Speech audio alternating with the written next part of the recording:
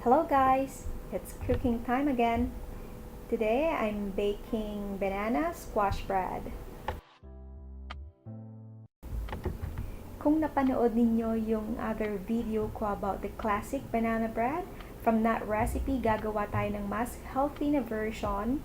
Lalagyan lang natin siya ng kalabasa at i-adjust yung measurement ng banana. Alam nyo ba na ang kalabasa ay prutas at hindi gulay? Andito ang munting impormasyon tungkol sa main ingredients natin ngayon.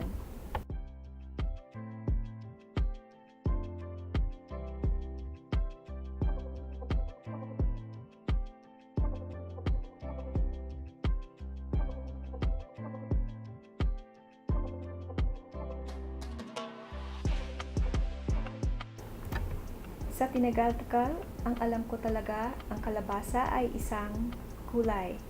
But I was wrong.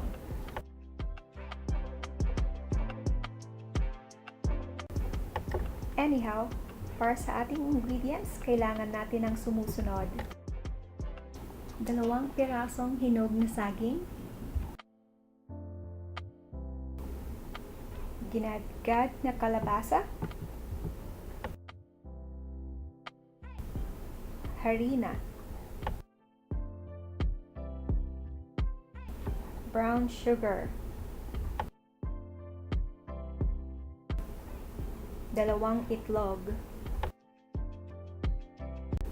tinunaw na mantikilya, baking soda,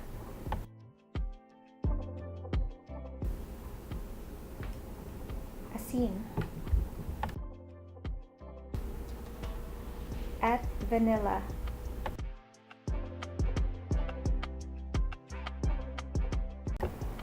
Una sa lahat, kailangan lang i-preheat yung oven to 350 degrees Fahrenheit. Sa mixing bowl, ilagay at paghaluin ang brown sugar at mantikilya.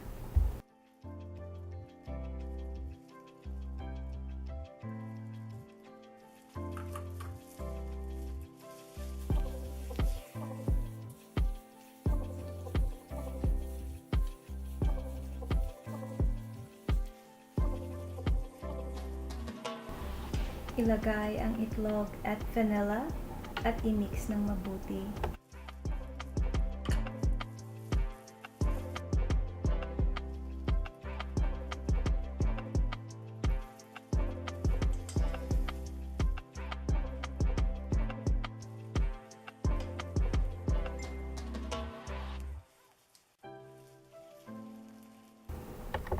Pag smooth na, pwede nang ilagay yung flour, baking soda at saka asin, and then you mix together.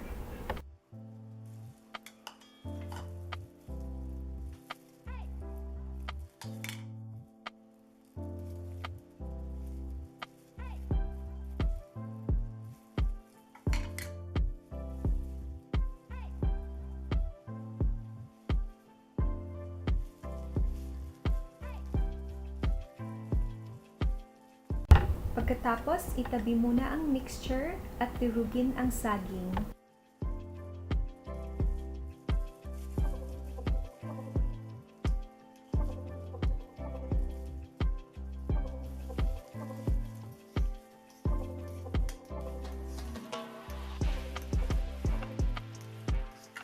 At pag nadurog na ang saging, ihalo na ito sa mixture.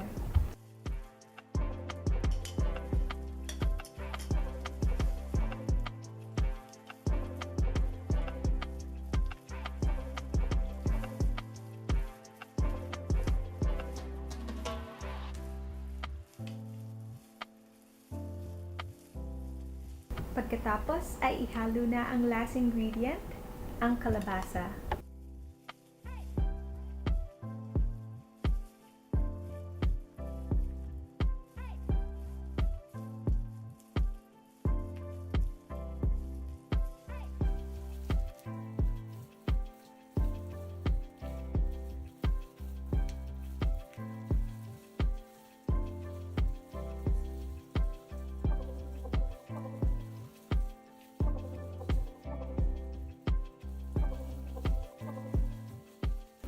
pwede na ilipat sa baking pan.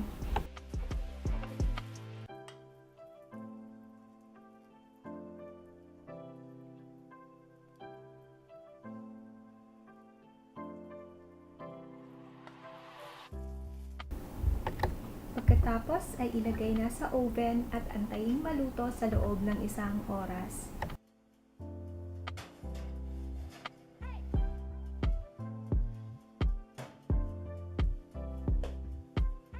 Pagluto na, tanggalin sa oven at hayaang lumamig yung bread sa loob ng 5 minuto. And then, remove from the baking pan and let it cool completely before slicing.